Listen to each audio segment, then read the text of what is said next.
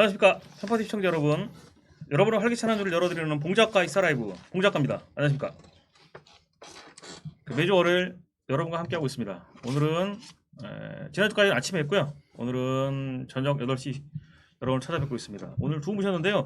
지난주에 이제 배상훈 교수님 모셨는데 오늘은 편파TV 정정권 대표님과 여론조사 전문가 김봉신 수석부장님 나오셨습니다. 두 분 안녕하십니까? 네. 안녕하십니까.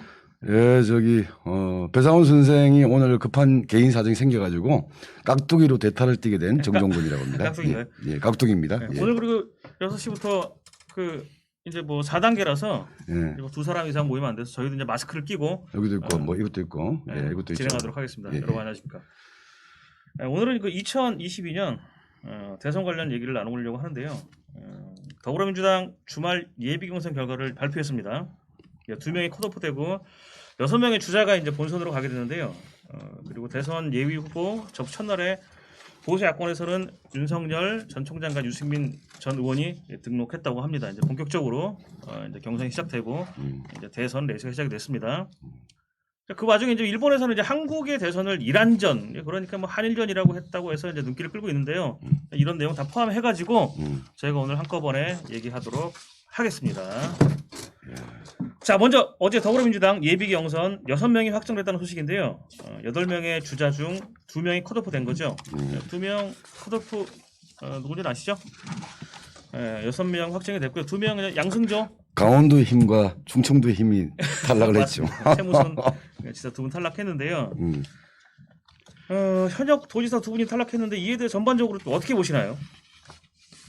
아니 저는 원래 삼약으로 불리웠던 사람이 양성조, 최문순, 김두관 정도였거든요. 네네. 그래서 저는 어쨌든 현직 지방자치 광역지방단체장이니까 네네. 두 사람 중에 한 명은 살아남고 김두관 의원이 탈락되지 않을까 예상했는데 예상을 되었고 강원도와 충청도의 힘이 탈락을 했네요. 좀 저는 예상 밖이었습니다. 충청도 대망론이 좀 예전 같지는 않네요. 그러면 어떻게 보면은 강원도 이제 한중 문화타운 논란의 영향도 좀 있지 않을까요? 김성희 어떻게 보시나요? 그러니까요. 있는 것 같기도 한데 예, 그 심증만 있고 물증은 없는 거죠. 여론조사 같은데 나온 건 아니어서. 네네네. 예, 다만 이제 그 한중 문화타운 어디입니까? 이제 중국의 인민일보 뭐 지원을 받았다 이렇게 얘기가 됐었죠. 그래서 한중문화타운에 춘천이죠, 강원도. 네, 맞습니다. 거기다가 뭐 만들기로 했다가 네. 사실은 이게 뭐 국민청원에까지 올라가서 네. 청와대 국민청원에까지 올라가서 논란이 됐었는데 그런 영향도 없지 않아 있지 않겠느냐라는 생각은 해봅니다. 그런데 그와 관련해서는 구체적으로 나온 거는 없습니다. 아니 더 까놓고 얘기하면 네네. 원래 민주당의 그 잠재적 대선 후보군 리스트 얘기 쭉 나올 때 뭐 이재명, 이낙연, 정세균, 김두관, 추미애 이런 사람들은 거론되던 사람들이 있잖아요. 그렇죠. 근데 사실 최문순, 양성조 두 도지사는 전혀 거론되지 않는 사람이었는데 이 경선에서 이제 막판에 나도 줄 맞게 이런 거 아니었어 사실? 대표님 오늘 깍두기 드시 그 두 사람도 사실 제가 깍두기 같이 등장한 거 아니냐. 사실 좀 뭔데 저 사람 좀 뭐니 이런 생각도 저는 많이 했을 거라고 생각해요. 다른 말로 하면 충청도의 어떤 유권자들이 우리 양성조 후보를 우리의 대선 후보 또 이러면 뭐 최문순 후보를 강원도 사람들 우리의 대선 후보 이렇게 생기는 일체감 자체가 형성될 그 근거가 시간이 이거 없지 않았느냐. 그러면 뭐 한중 문화타운 노이즈는 사실은 아니다라는 사실 부차적이라고 봐요. 별로 그러면 막 강원도는 인구도 작고 그러지만 충청도는 설명이 잘 안 되는 거 아니에요. 당연한 결과다라시는 거죠? 예, 당연하다 봐요. 왜냐면 준비도 안 됐고 그냥 한번 끼워본 거 아니냐. 사실은. 알겠습니다. 그러면 지금 8명의 그 여당 내 적합도 여론조사 결과 좀 궁금하긴 한데요. 한번 보여주시죠. 네. 예. 이렇게 6명 네, 됐습니다. 맞습니다. 여기 이제 참 어색해 제작면. 거시기합니다 참. 제일 자연스러운 건 제가 볼 때 이상하게 이낙연 후보 같아 오히려. 평소의 스탠스 같잖아. 평소의 스탠스. 좀 그런가요? 나머지는 약간 오버하는 것 같아. 제가 볼 때는 김두관 의원도 포즈가. 김두관 의원 요 분이 예전에 뭐 인간극장인가 그런 류의 이제 다큐멘터리에 나왔었습니다. 네. 그때 무슨 이장 출신이다 해서 뭐 나왔었는데 그때 제가 기억이 나는 거는 이분이 그 스포츠를 즐기는데 그 권투를 하시는 그런 장면이 나왔어요. 씨름도 좋아하지 않나 보세요. 예? 씨름도 했었나요? 거기까지는 제가 모르겠는데 권투를 하시는 장면이 나왔는데 그때 아주 굉장히 인상 깊게 봤습니다. 그래서 김두관 지금 국회의원이죠. 예. 양산 국회의원. 그 권투 포즈는 그 정세균 총리가 권투 포즈 아닌가요? 한 대 때릴 것 그러네요. 같은데. 그래서 누굴 때리려고 하는 거예요, 진짜? 모르겠습니다. 오반가요? 예, 하여튼 이렇게 6명이 이제 여권에서는 살아남았는데 사실 궁금한 게 순인데. 순이요. 그러게요. 순위는 나오지 않았는데 뭐 다들 이제 요거는 이게 그 직전에 여론조사 결과이니 예. 대충 이제 이 정도의 순위가 되지 않겠느냐라는 내용입니다. 예. 그래서 지금 보시면은 JTBC 6월 리얼미터에서 조사했고 JTBC가 의뢰해서 6월 19일, 20일 이때고요. 이건 마찬가지로 JTBC가 7월 3, 4일 날 오마이뉴스의 의뢰를 받아서 리얼미터가 7월 6, 7일 조사한 결과 그리고 TBS 이게 좀 최신입니다. 7월 9, 10일 지난 바로 이제 주말에 껴서 조사를 한 KSY가 조사한 내용입니다. 이 내용의 뭐 자세한 사항은 중앙선거여론조사 심의위원회 홈페이지를 참조해 주시면 되겠는데요. 여기서 보시면은 아까 누굽니까 저기 대표님 말씀 주셨던 것 같은데 이렇게 4명까지 정세균은 사실은 3강으로 봐야죠. 3강. 예, 그렇게 보는데 수치만으로 보면은 이재명, 이낙연, 추미애가 상당히 그 강세를 보여왔습니다. 지금까지. 그렇죠. 이 오른쪽에 슬롯이 오른쪽에 있는 거는 이제 민주당 지지자들 내에서입니다.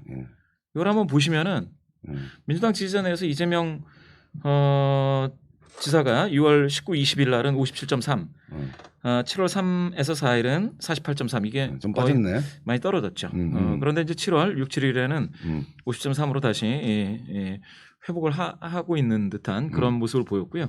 TBS에서는 이게 아직 그 선거 여론조사 심의위원회 자료가 다 올라와 있지 않고 TBS 발표 내용만 넣었습니다. 근데 이렇게 보시면은 이게 전체 값인데 전체 중에서 지지자는 안 나와 있는 거죠? 예. 민주당 지지자 값은 안 나와 있습니다. 이낙연 많이 올라왔네요. 그렇습니다. 이낙연 추세가 재미있는 거는 갑자기 좀 이때 좀 튀었습니다. 이때 7월에 접어들면서 예비 경선이 본격화되면서 좀 뭐라 그럴까요? 이낙연, 추미애 쪽으로 일부 지지세가 모였다라고 볼 수가 있고요. 이재명은 이때는 좀 빠졌습니다. 조정 국면을 맞는 것이 아닌가 하는 생각이 들었는데 지금 예비 경선 그 발표 직전에 지금 TBS에서 조사한 거에 의하면 10%포인트 이내로 좁혀져 있는 결과입니다. 날짜를 보면 이게 최근 조사인데 TBS KSY가 가장 최근이죠. 네, TBS 조사 가장 최근인데 양강 구도가 이제 굳건해지는 건가요? 어떻게 보기에는? 추미애 후보가 좀 올라가다가 꺾이면서 이낙연으로 뭐 좀 몰리는 양상이네요. 예, 그렇게도 볼 수 있고요. 그러니까 이재명 외에 이낙연, 추미애에서 이낙연으로 쏠림 현상이 좀 보여지는 양강으로 지금 봉 작가님 말씀대로 양강으로 되는 거 아니냐라는 생각도 들 수 있는데요. 이 TBS 요 조사는 이게 범여권이라는 식으로 돼서 심상정이 들어가 있었습니다. 그러다 보니까 같은 여자 후보로서의 심상정이 추미애 그 민주당 그 후보들만으로 따졌을 때 추미애가 먹던 일부 그 지지도를 심상정이 가져갔을 수도 있겠습니다. 그래서 추미애가 좀 적게 나온 것처럼 보여지는데요. 그런데 추미애가 나머지 주자들에 비해서는 굉장히 정세균, 박용진, 김두관, 양승조, 최문순 이렇게 기존 8명에서는 따졌을 때 추미애가 상당히 그 빅3에 들 정도의 저력을 보여줬다라고 평가할 수 있겠습니다. 제가 약간 다른데 제가 봐도 합니다. 왜냐하면 추미애 전 장관이 대선 출마를 선언하고 좀 바람을 일으키면서 쭉 아까 3위권으로 바로 들어가고 이런 상황에서는 이 사람의 이 추미애 후보의 상승세가 장난 아닌데라는 느낌이 있는데 최근에 볼 때는 저 마지막 여론조사를 보게 되면 올라가다가 푹 꺾였다고 봐야 되는 것 같은데요. 그리고 뭐 사실 저 수치를 보게 되면 TBS 수치를 보게 되면 추미애 5.8, 정세균 4.0, 박용진 4.4, 뭐 큰 의미가 없는 건데. 사실은 네. 추미애, 정세균, 박용진의 지지세를 여기 이낙연 심상정이 있죠. 후보가 흡수했다라고 보는 게 맞는 판단 아닌가요? 이낙연이요. 예, 이낙연. 예, 맞습니다. 이낙연 후보가 예. 이 상태로라면 상당하죠. 근데 지금 보시면은 15, 17, 19, 20입니다. 이낙연이 올라가는 견조한 거 올라가고 흐름세 있죠. 흐름 자체가 추세, 약간 이제 추세로 상승세를 탔다. 예. 예, 견조하게 이어가고 있다라고 볼 수가 있죠. 전체 값을 기준으로 봤을 때. 그러면은 이거를 민주당 지지자로 봤을 때는 이게 30%를 좀 더 넘겠네요. 예.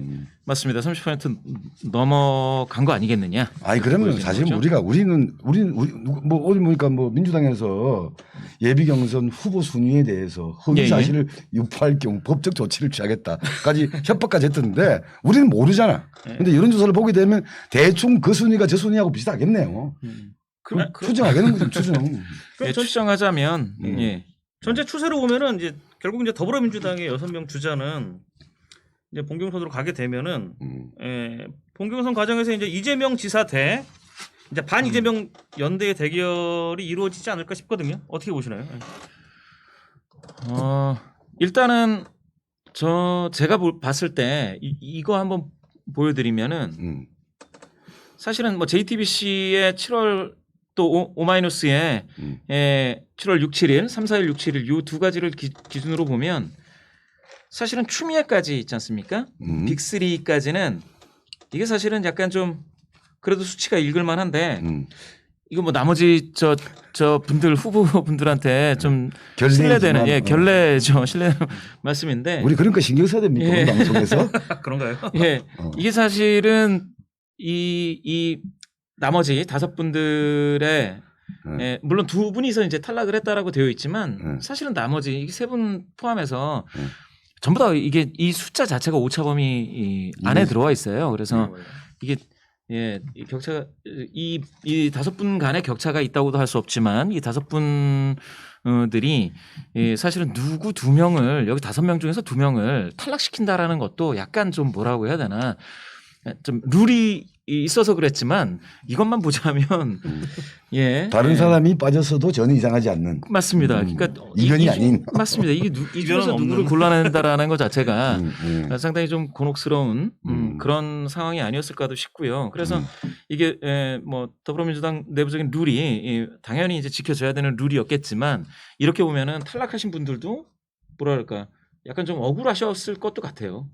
근데 저 수치를 보면 저는 딱 눈에 띄는 게 하나 있어요. 특이한 게. 다른 게 보게 되면 전체 그 지지율하고 민주당 지지자 지지율이 전부 다 민주당 지지율이 높아요. 유일하게 다른 사람이 박용진이네. 예. 박용진 후보는 전체 지지율이 오히려 민주당 지지율보다 더 높아. 외부에서 좋아한다는 얘기죠. 그렇죠. 네. 민주당 전통적인 지지자들 내에서는 어떤 박용진 후보에 대한 어떤 그 뭐라 하죠? 이렇게 싫어한다는 거죠. 지지세가 조금, 그렇죠. 조금 이제 그런 게 보이시네요. 좀 저조하나. 예. 아니 맞습니다. 외부에서 7.8인데 당 지지율은 1.7 그리고 5.3인데 0.8 대단히 눈에 확 드러오네요. 저게. 그렇습니다. 네. 예. 또 하나는 뭐랄까 아까 그 뭐 이재명 대 반 이재명 연대가 가능하느냐 언론에서는 다 그렇게들 얘기하는 것 같더라고요. 예. 어떻게 생각하십니까? 저는 가능하지 않다고 봅니다. 저는 뭐 좀 다는 큰데 이재명 대 반 이재명 연대는 없다. 다만 반 이재명을 누가 대표하느냐를 둘러싼 싸움은 있다. 그러니까 예를 들면 반 이재명의 후보로서 이낙연이었잖아요. 한 지난 몇 달 동안에는 대표적인 이재명 후보에 상대할 수 있는 대항마는 이낙연이었는데 추미애 후보가 등장하면서 쭉 올라오다가 꺾인 거다.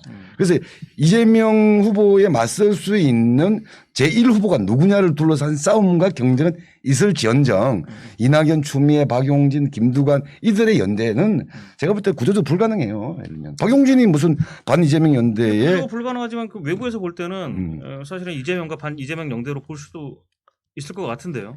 저는 제가 볼 때 그거는 산수고 그냥 더하기 빼기 하는 것 같고. 네네.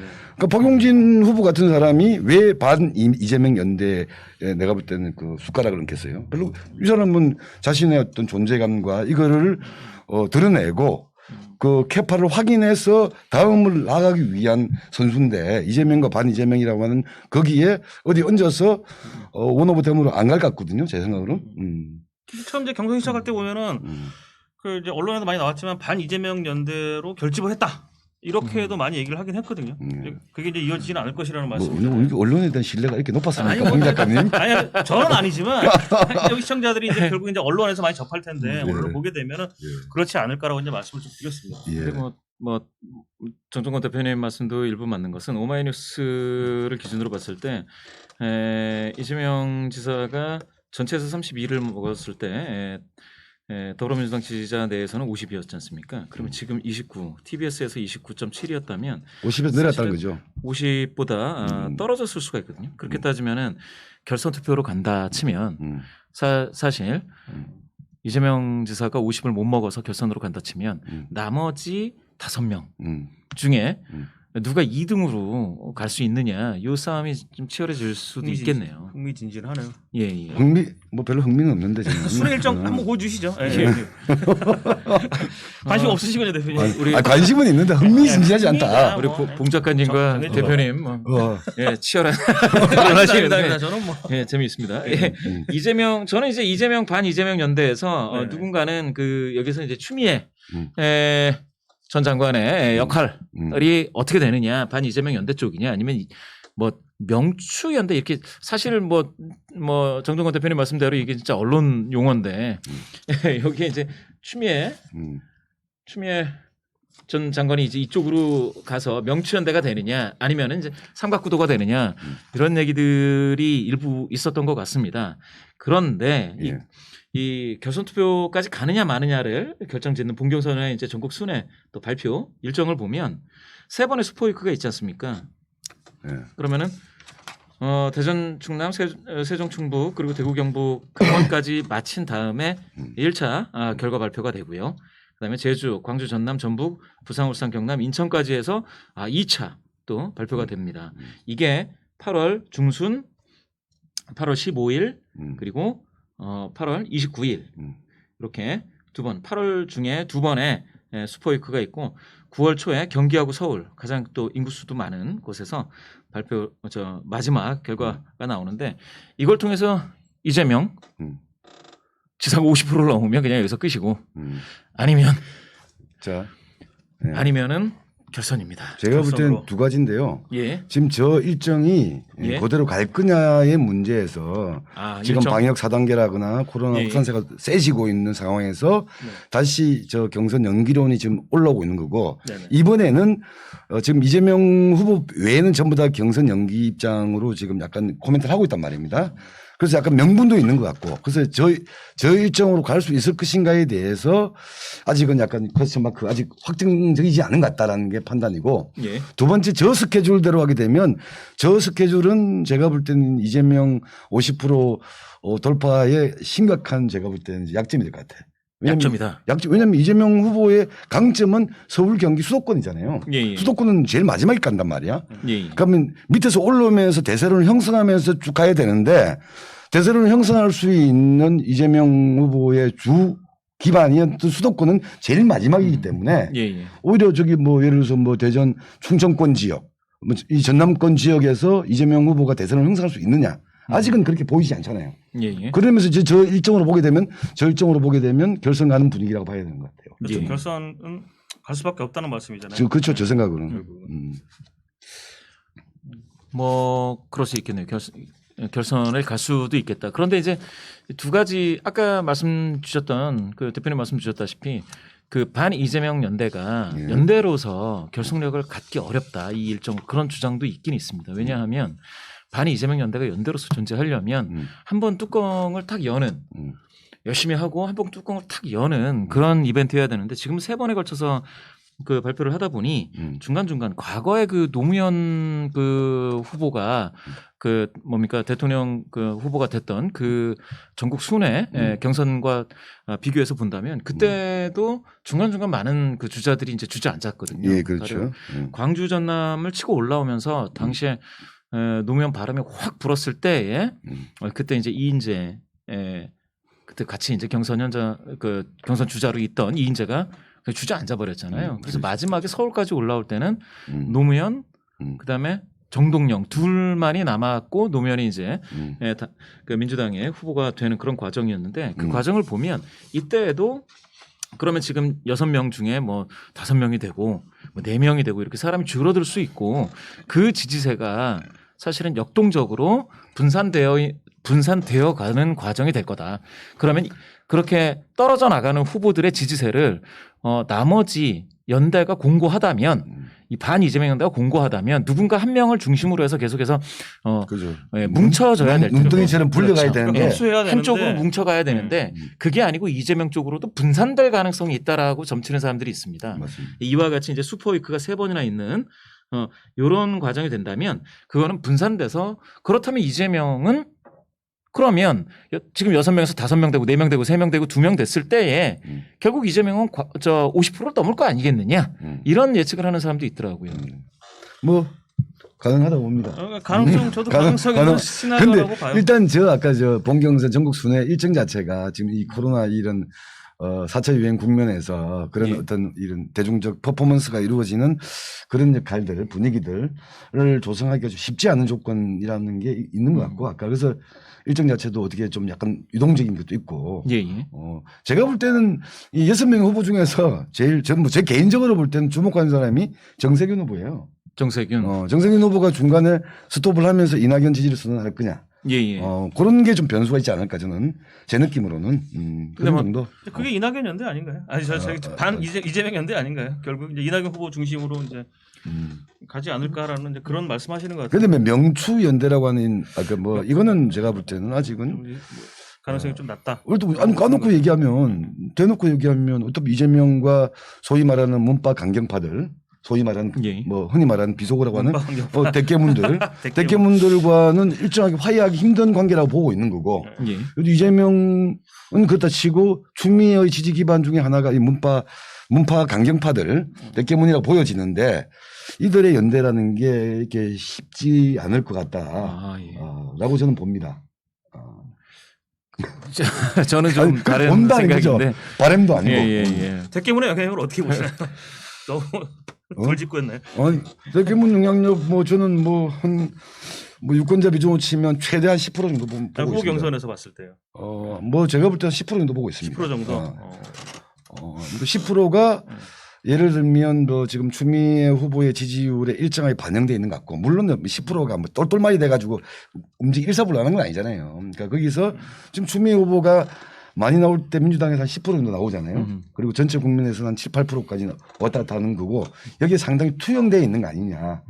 그러니까 추미애라고 하는 후보의 개인적인 어떤 맨파워, 영향력 이런 것보다는 추미애 장관이 항상 그 조국 장관을 옹호하면서 윤석열에 대한 대치선을 형성하면서 만들어왔던 그 문파 강경파들의 그 지지 기반이라고 하는 것에 충실한 사람 아니냐. 근데 그런 사람이 예를 들면 이재명 후보와 연대한다? 이건 약간 언밸런스하다. 이렇게 보이십니다. 저는. 그렇군요. 뭐 아마추어니까 저는.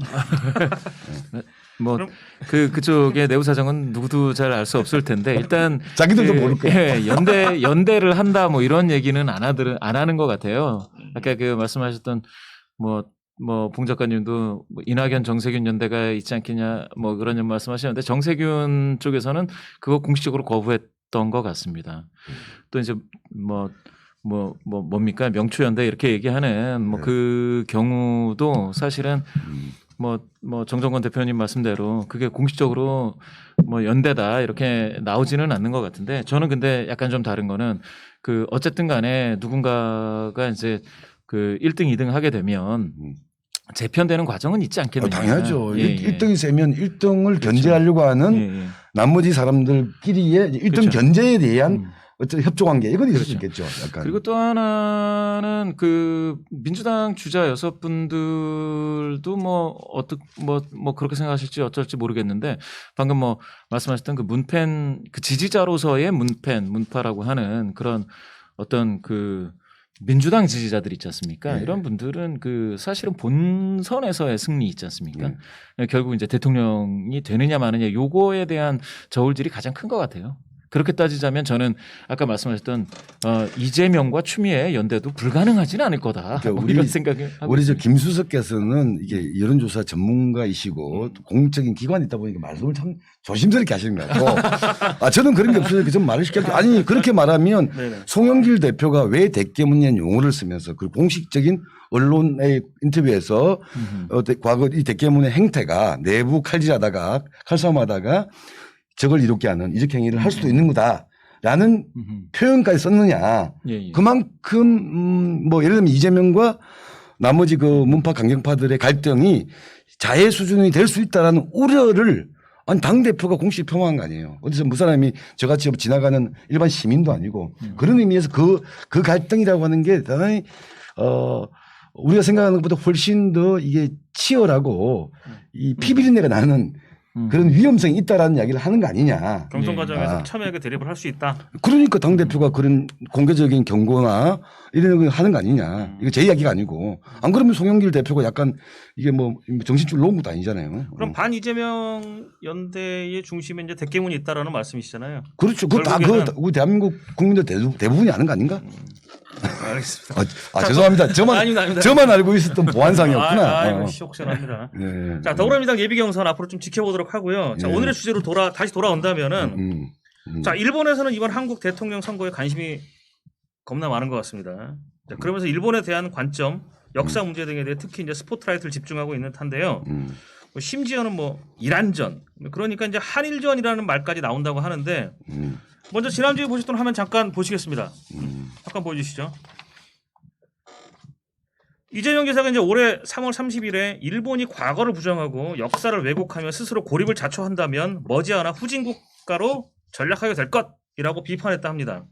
이제 한국경제에 올라온 기사인데요. 그에 대해서 이제 어제 7월 4일 일본 와우코리아라는 매체에 기고된 글이 있었습니다. 이제 대선 출마 이재명의 우려되는 일본관, 과격하다기보다는 시대착오적 미몽이라는 글인데요. 처음부터 끝까지 이재명 씨가 이제 그간 일본에 대해 발언한 내용을 언급하면서 일본관이 잘못했다고 지적하고 있는데요. 특히 3월 발언에 대해서도 선을 넘어서는 수위라고 이제 아주 이제 좀 선정적으로 이제 비판하고 있습니다.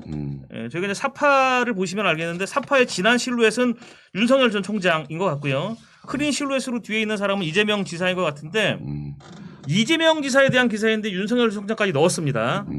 이 정도면 이제 일본이 이거 좀 이제 도가 지나친 것 같습니다. 한국 선거에 대해 한국 대선에 대한 선거 개입이라고 볼 수도 있지 않을까요? 어떠신가요? 아이 무슨 오바신데. 충분히 가능한가요? 아니 네? 우리는요. 네, 우리는 일본 자민당 내부에 네. 예를 들면 아베 파벌, 무슨 파벌, 이번 총리는 누가 될 것이다. 얘들은 훨씬 더 고급하다. 이런 분석 저도 하고 있고 네. 한국 언론들은 그거 많이 합니다. 그런가요? 거기는 더 디테일하게 하죠. 파벌 분류까지 다 하고 이런 거기 때문에 아니 일본에서 볼 때는 지금 한일 관계가 상당히 지금 이게 악화되어 있는 상황이기 때문에 한국의 다음 정부가 어떤 정부이냐 관심사가 있겠죠. 자기들 기준에서는. 그렇겠죠. 그런 의미에서 여태 1, 2위를 달리고 있는 이재명, 윤석열 이런 후보들의 발언 하나하나에 대해서 모니터링하고 코멘트하는 거는 죄들 권리지 뭐. 그럴 수 있다. 어. 어떻게 무슨 선거 개입이야. 김성희 그게. 어떠신가요? 김성희. 그럼 우리가 뭐 트럼프 요구 한국에서 트럼프 요구한다고 무슨 미국 선거 개입입니까? 그런가요? 김성희 어떠신가요? 네. 같은 의견이신가요? 그 선거 개입을 한다면 뭐 지지도를 이렇게 저렇게 투표를 이쪽 방향으로 모은다든지 뭐 이렇게 하는 것일 텐데 그렇게는 아닌 것 같으면서도 이런 단어 미몽 시대착오적이다. 이런 단어는 좀 과하다 싶습니다, 사실. 라즈베리님 라이브 맞습니다. 맞고요. 여쭤보셔서 말씀드렸습니다. 그러면 다음 기사도 잠깐 볼까요? 예. 이거 뭐 과하다라고 말씀하시니까 제가 준비한 자로 보겠습니다. 다음. 자, 일본에서 우리 대선에 대한 관심이 높아지는 가운데 이제 야후 재팬에서 검색을 해보니 이제 보시는 것 같은 기사가 떴습니다. 이란전이라고 하는데 자꾸 이란 이야기하니까 이란 이라크 할 때 이란 딱 같아. 그 시간가요? 일한. 일한. 맞습니다. 그러네요. 자, 우리 말로는 한일전이라고 한일전을 할게요. 이란전이라고 거시 썼네요. 예. 제목이 대통령 선거는 한일전. 한국 차기 대통령 후보가 친일 반일로 일치감치 배틀을 시작이라는 겁니다. 근데 이제 본문에 들어가 보면은 한국 정치권이 차기 대권 레이스에 본격적으로 돌입하자 당장 유력 주자들 사이에 역사인식 논쟁이 벌어지고 있다라고 있습니다. 예. 유력 지자라고 하면은 뭐 금방 두 명이 떠오르지 않습니까? 이재명 지사, 그다음에 이제 윤석열 전 총장 얘기했는데, 자 잠깐 기사를 좀 더 보겠습니다. 이어서 이제 정권 교체를 내건 윤석열 전 검찰총장이 문재인 정부의 대일 외교를 비난하자 여권은 일제히 그를 친일이라고 몰아세웠다. 더욱이 이제 여권 유력 주자인 이재명 경기도지사는 대한민국 건국은 친일 세력과 미 점령군의 합작이라는 논쟁으로 합작이라는 발언으로 논쟁을 붙이겠다라고 써 있습니다. 예. 어떻게 보십니까? 이거 한일전 아닌가요? 이제는 어떠십니까? 한일전 같은데. 뭐 저 얘기예요? 아 그럼요. 대표님 아니시라고 자꾸 말씀하셔가지고 제가 자, 일단 첫 네네네, 번째 네네. 윤석열 후보의 발언은 뭐냐면 네네. 역대 한일 관계가 최악이다. 일단 팩트죠. 네. 그리고 이거는 외교라고 하는 것은 뭐 실리, 뭐 어떤 이념적인 게 아니라 이렇게 가야 되는데 너무 이렇게 이념적 편향으로 간 거 아니냐. 네. 그러면서 그 유명한 용어 죽창가를 부르는 등 이런 표현이 나온 거 아닙니까? 네, 맞습니다. 앞말은 맞아. 네. 한일 관계 역시 최악이에요. 네. 뭐 예를 들면 위안부라든가 강제징용 피해자 문제, 수출 규제 문제, 네. 최근에는 후쿠시마 오염수 문제 이런 문제들은 역대 최악이에요. 거의 국교 단절까지는 안 가지만 거의 주단 관계까지 가 있을 정도의 상당히 위험하고 악화된 상황이 맞아요. 네. 근데 이 문제를 어떻게 풀 것인가에 대해서 윤석열은 뭐 너무 이념적인 이 정부가 너무 이념적인 편향으로 대응한 거 아니냐라고 하는 약간 헛다리를 짚은 것 같고 여기에 대해서 근데 조국 전 장관부터 해가지고 저거 일본 거급하고 똑같은 거 아니냐 이렇게 몰고 가고 있는 것 같다라는 생각이 드는 거거든요. 그러니까 이 상황에서는 일본은 보니까 윤석열은 문재인 정부의 대일관과는 다른 약간 일본의 우호적인 대일관을 가지고 있다라고 쉽게 말하면 여기 침을 발라버리는 것 같고 민주당 후보들은 어쨌든 한일전 얘기하게 되면 반일 정서가 강한 한국에서는 대선에 유리한 거 아니냐 이러면서 어떤 친일 한일 이렇게 침을 발리려고 하는 것 같다. 그러니까 일본의 이해와 민주당 후보들의 이해가 그런 의미에서 적대적으로 공존하는 거 아니냐. 한일 간의 어떤 한일전이라는 프레임을 씌우려고 하는 의미에서는 윤석열 후보가 그게 동의하는지는 모르겠어요. 저는 뭐 그런 의미에서는 뭐 약간 민주당의 흐름들과 일본의 약간 우파들의 흐름들이 적대적으로 그렇게 서로 가려고 하는 거 아니냐라는 생각이 드는 건데. 윤석열 후보의 발언이 사실 적절하게 현 시점에서 이용당하고 있다라는 관점에 대해서 그러면서 친일 반일 논쟁으로 확대되고 있다. 예. 맞나요? 뭐 저는 그렇게 약간 봅니다. 뭐 저희는 그러지 않겠지만 일본에서는 그렇게 볼 수 있다라는 거죠. 그렇죠. 저는 그렇게 네. 보는 거죠. 윤석열이 예를 들면 친일이라는 프레임을 네. 세우기 위한 게 아니고 그렇죠. 한일 관계가 지금 심각하게 자기가 대통령이 되더라도 네. 풀어야 될 관계만큼 심각하게 악화된 건 팩트인데 네. 이걸 어떻게 풀 것이냐의 문제에 대한 자기 나름대로 고민인데 약간 내가 볼 때는 부적절한 언어를 쓴 건 맞아요. 네. 윤석열은. 근데 이 말을 가지고 문파들은 저거 친일이다 저거 친일 고급하다라고 몰아붙이는 것 같고 일본은 윤석열 류의 인식이 지금 문파들의 인식하고는 다르구나 라면서 자기들에게 유리한 식으로 또 해석을 하는 것 같고 이런 식으로 만들어가는 거 아니냐 이렇게 보여지는 거죠. 갑자기 또 문파를 소환하셨는데 문파만 그런 게 아니라 사실 국민 정서가 대부분 이거 좀 일본에서 뭐 선거 개입이라든지 일본에서 친일 반일 구도로 가져가는 거 아니냐라는 인식이 좀 있어 보이거든요. 일본에서 네네. 그러니까 일본에서 그렇게 하기 때문에 아니. 한국에서 이제 국민들 입장에서는 일본이 그렇게 몰아가고 있다라고 인식을 하고 있는 거죠. 저는 그거는 아닌 것 같아요. 왜냐하면 일부 문파에 한정된다라고 보시는 건가요? 아니 보세요. 이미 이전에 총선 때 총선을 한일전으로 치르자. 이게 누구였습니까 이게? 이게 일본에서 그런 게 아니잖아요. 네네네. 한국의 민주당 지지자들 내 전략가들이라는 사람들이 그런 포스팅을 하고 만들었던 거 아니에요. 한일전 프레임으로 총선을 치러야지 우리가 이긴다라고 했다는 겁니다. 예를 들면. 그러니까 그거를 뭐 일본 우파들이 그렇게 프레임을 만든 게 아니고 한국에서는 어쨌든 반일이 유리하니까 그 프레임을 만든 거는 그쪽 사람들이었다. 원래 총선 때부터. 그런데 지금 이 대선을 앞두고 지금 프레임을 짜는 보니까 일본도 끼어든 숟가락을 넣는데 네. 오케이. 일본 언론에서 제일 유력한 제1 후보인 윤석열 후보는 보니까 저 사람도 다른 것 같다. 약간 자기들의 오진 같다 써주니까 일본은 그렇게 또 숟가락을 넣는 거 아니겠냐 이렇게 보는 거죠. 알겠습니다. 김성님 어떻게 보시나요? 네. 이 부분에 대해서는.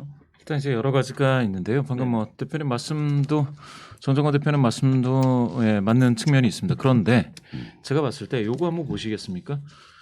이게 친일 반일이라고 해서 야후 재팬에서 검색을 하면 이렇게 뜹니다. 이렇게 뜨는데 맨 위에 있는 친일파가 세운 나라가 한국이냐라고 하는 이게 이제 시시각각 요 시시각각 맞죠? 요 보시면은 중앙일보 일본어판입니다. 이게 그러니까 일본 언론도 그렇지만 한국 언론에서도 친일 반일 프레임 있잖아요. 그런 거에 좀 동조하는 듯한 겁니다. 그러니까 친일 반일 그러니까 한일전 프레임이 이 사실상 대표님께서 이제 문파가 가져온 프레임이 아니냐 이런 쪽으로 말씀을 주신 게 있는데 제가 봤을 때는 꼭 그런 건 아니고요. 한일전이란 프레임이 일부 있었는데 지금은 이게 오묘하게 이재명 측 또 윤석열 측에서 각각 이렇게 던지는 말들이 언론에서 나오면서 이게 그 한일전 프레임, 친일 반일 프레임이 된 거예요. 요거 보시면은 친일파가 세운 나라가 한국이냐? 요거는 방금 요거 말씀드렸다시피 중앙일보 일본어판에서 나온 거고요.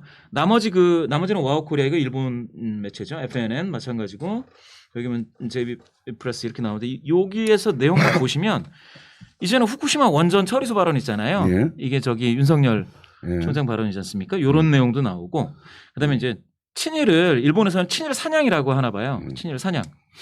그 반대편은 이제 실용주의적인 관점. 이렇게 해서 한국 대선 쟁점은 일본이 돼 버렸다라고 하는 건데 이거는 어쩌면 그 일본 언론으로서 아까 그 정정권 대표님 말씀대로 일본 언론으로서는 이렇게 볼 수도 있는 거겠죠. 예. 자, 그러면 객관적인 사실일 수 있겠고. 한일 대선, 한국 대선의 쟁점이 일본이라고 하는 것을 부각시키고 있는 건 누구냐? 그 일본인가? 한국의 어떤 흐름들인가? 이건 판단이 안 되겠습니까? 그렇죠. 그러니까 대표님 말씀대로 뭐라고 해야 되나요? 그 한일전 프레임을 가지고 일부 득실을 따졌을 때 이제 득이 되는 민주당과 그렇지. 그리고 일본과의 어떤 적대적 공생 관계가 있다라는 말씀을 주신 건데 저도 거기에 대해서는 일부 동의를 하면서도 불구하고 이번에 이 한일전 프레임이 꼭 그러니까 민주당이 촉발시켰다라고 볼 수가 있겠느냐? 그건 아닐 수 있는 거죠. 그래서 여기 보면요. 한국 트럼프 이게 누구냐? 한국의 트럼프.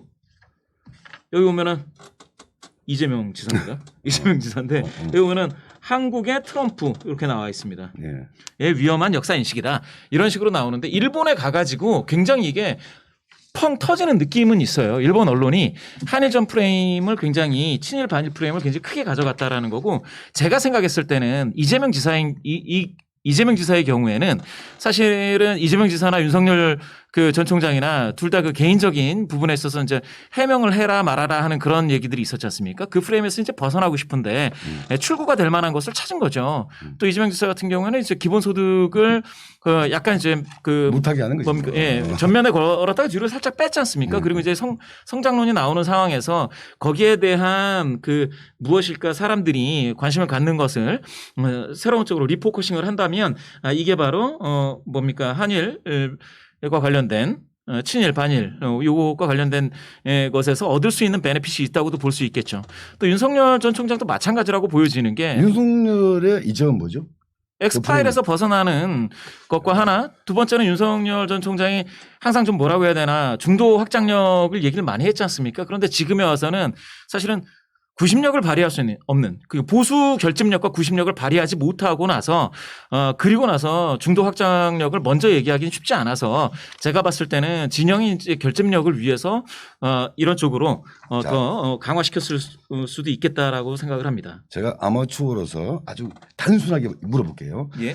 한일전 프레임이면 한국에서는 당연히 친한파가 유리할 거고 이 한일전 프레임이 일본 가게 되면 또 일본파가 유리할 거 아닙니까? 그러니까 한일전 프레임에서 당연히 이거는 친일 반일에서 반일을 얘기하고 있는 어떤 세력들에게 무조건 유리한 프레임 아니겠습니까? 일본 가가지고 일본 내에서도 예를 들면 일란 이렇게 대립구도가 되게 되면 당연히 반한 정서를 가지고 있는 사람들이 유리하단 말입니다. 그러니까 한일전 프레임을 통해서 윤석열이나 국민의힘 애들이 유리한 뭐가 플러스가 있느냐? 없어요. 근데 유리한 것도 없는데 왜 한일전 프레임을 걔들이 만들겠냐 이거죠. 여기에 이제 일본의 태도는 뭐냐. 일본의 태도도 한일전 프레임으로 자기들이 만들 필요가 없어요. 근데 일본의 지금 이번에 도쿄올림픽 문제에서 문재인 대통령 무슨 이 한일 정상회담 논란들이 있는데 일본 그 아베와 지금 스가 요시히데 이 행정부의 일관된 태도가 뭐냐면 문재인 정부에서는 한일 간에 이 쌓여 있는 누적되어 있는 이 쟁점들, 이 갈등들을 해소할 수 없다라는 판단들이 있는 것 같아. 일본은. 그래서 어쨌든 얘들은 내년 대선 이후 새롭게 등장할 정부, 그 정부가 민주당 정부이든 뭐 국힘 정부이든 무슨 정부이든 이 정부와 상대하겠다라는 게 일본의 우리가 추적해왔던 일정한 일관된 프레임이거든요. 그러니까 얘들은 그래서 계속 이 대선 문제에서 일본 문제나 일본 한일 간의 이 갈등 문제에 대해서 어떻게 지금 대선에 정점화되고 있고 이슈화되고 있는지를 모니터링하는 것 같다는 거죠, 저는. 그럼 일본의 기조는 사실 변한 게 없다는 말씀이시잖아요. 전혀. 아니 그렇죠. 보세요. 아까 이거 도쿄올림픽이라고 하는 도쿄올림픽 내에서 외국 국가 원수를 초빙하는 게 제1의 과제야. 지금 스가 요시히 입장에서는. 왜냐하면 지금 작살나게 생겼잖아요. 그 외국 원수가 와야 돼. 와야 되는데 지금 문재인 맞습니다. 대통령이 네. 가야 되는데 오라고 해야 되는데 아니 시큰둥한 반응이잖아요. 그렇죠. 맞아요. 시큰둥한 반응이 왜 그러냐. 이 쟁점은 이 문재인 정부 하에서 이미 문재인 정부는 이제 끝물인데 이 정부와 의미 있는 대화를 할 필요가 없을 것 같다라는 그 일본 그 자민당이나 이 스가 행정부의 이 판단이 깔려 있다는 생각이 드는 거죠, 저는.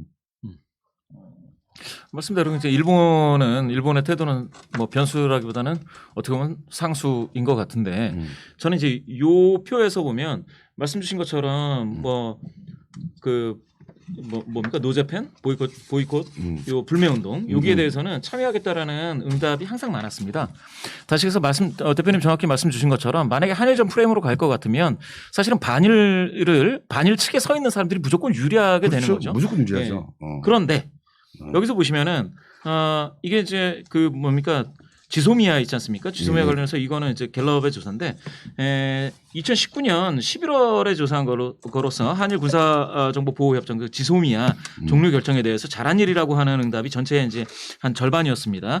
잘못한 일이 이제 29%여서 전체로 따졌을 때 전체 평균으로 따졌을 때 대표님 말씀대로 사실상 반일 쪽에 서 있는 사람이 무조건 더 호응을 받을 거라고 보여지는데요. 여기 보실 것 같으면 더불어민주당 지지자 중에서는 78%가 잘한 일, 그죠?